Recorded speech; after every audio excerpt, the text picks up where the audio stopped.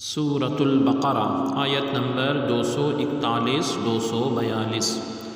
اعوذ باللہ من الشیطان الرجیم، بسم اللہ الرحمن الرحیم۔ وَلِلْمُطَلَّقَاتِ مَتَاعٌ بِالْمَعْرُوفِ حَقًّا عَلَى الْمُتَّقِينَ۔ كَذَلِكَ يُبَيِّنُ اللَّهُ لَكُمْ آيَاتِهِ لَعَلَّكُمْ تَعْقِلُونَ۔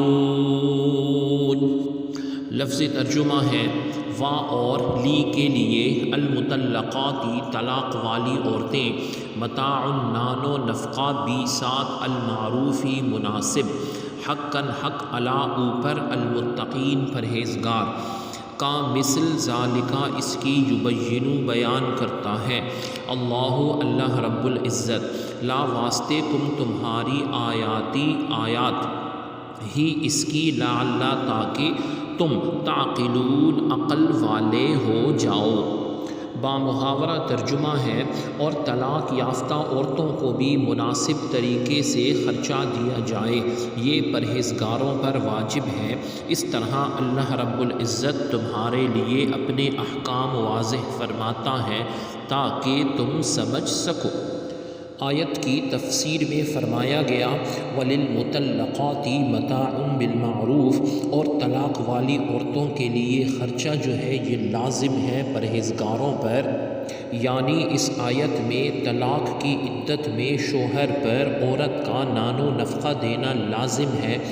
نان سے مراد روٹی ہے، نفقہ خرچ ہے، یعنی کھانے پینے اور پہننے کے اخراجات جو ہیں یہ شوہر پر شریعت نے واجب قرار دیے ہیں تاکہ وہ اپنی ضروریات زندگی آسانی سے پوری کرے، اور اس کا مقصد صرف اور صرف یہ ہے کہ شریعت نے ہر تعلق کو بد اخلاقی کی بجائے خوش اخلاقی سے مکمل کرنے کا حکم دیا ہے، چاہے وہ جو معاملات بھی ہوں۔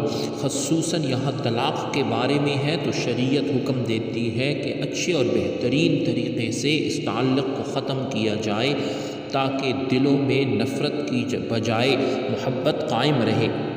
پھر آگے ارشاد فرمایا کہ اسی طرح اللہ رب العزت اپنے احکام کھول کر بیان کرتا ہے تاکہ تم سمجھ سکو، اس کی حکمت کو پہنچ سکو، کیونکہ رب العزت نے تمہیں عقل دی ہے اور اس عقل کے ذریعے تم بہت سی حکمتوں کو تلاش کر سکتے ہو اور اللہ رب العزت کا شکر ادا کر سکتے ہو۔